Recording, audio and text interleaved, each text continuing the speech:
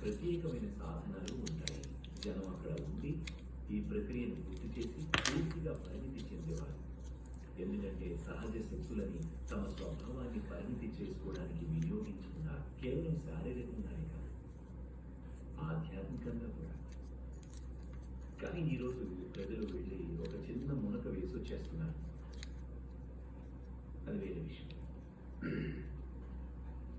అంటే ఏదో కొంత ప్రయోజనం ఉండొచ్చు, మనకి తెలియదు. కానీ చాలా తక్కువ సమయం. నేను చూసినప్పుడు ప్రజలు మునిగి వచ్చేస్తున్నారు. 3 నిమిషాలు, అది చాలా తక్కువ సమయం. ఏదైనా పెద్ద ప్రభావం కలగాలంటే బహుశా ఏదో భావోద్వేగపరమైన అనుభూతి తప్ప. నాకు తెలుసు మీరు ఇప్పుడు నిర్ణయం తీసుకొని 48 రోజులు వెళ్ళలేదు. కానీ కుంభమేళాకి వెళ్ళాలనుకుంటే కనుక కనీసం 3 నుంచి 7 రోజులైనా ప్లాన్ చేయండి. మీరు అక్కడ ఉండి కొంత సాధన చేసి ఆ ప్రక్రియను సద్వినియోగం చేసుకునేలా కేవలం ఆచారంగా చేసేది. ఇది ఆచారం కాదు, ఇది శాస్త్రీయ ప్రక్రియ. It is not a ritual, it's a scientific process. జరిగిందల్లా శాస్త్రం కనుమరుగైంది, ఆచరణ మాత్రం కొనసాగింది. జరిగిందంటే ఇప్పుడు మళ్ళీ శాస్త్రాన్ని జోడించాల్సిన సమయం వచ్చింది. అప్పుడే మనకి ప్రయోజనం ఉంటుంది. ఈ విషయాలన్నిటినీ కొంచెం అవగాహనతో అర్థవంతంగా వ్యవహరించాల్సిన సమయం వచ్చింది. అప్పుడే నిజమైన ప్రయోజనం పొందగలం. కేవలం ఆధారంగా చేసేవారు.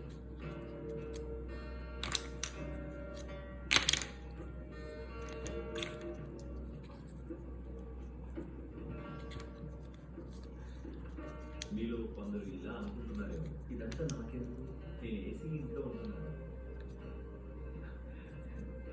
చాలా మౌలికంగా చెప్పాలంటే మన తల్లుల శరీరాలు చంద్రుని చక్రాలతో అనుసంధానంలో లేకపోతే మనం పుట్టేవాడు కాదు.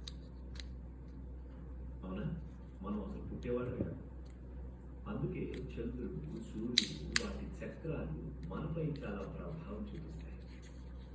దీన్ని గుర్తించడం, దీన్ని జరుపుకోవడం, దీన్ని అధిగమించే మార్గాలు కనుక్కోవడం,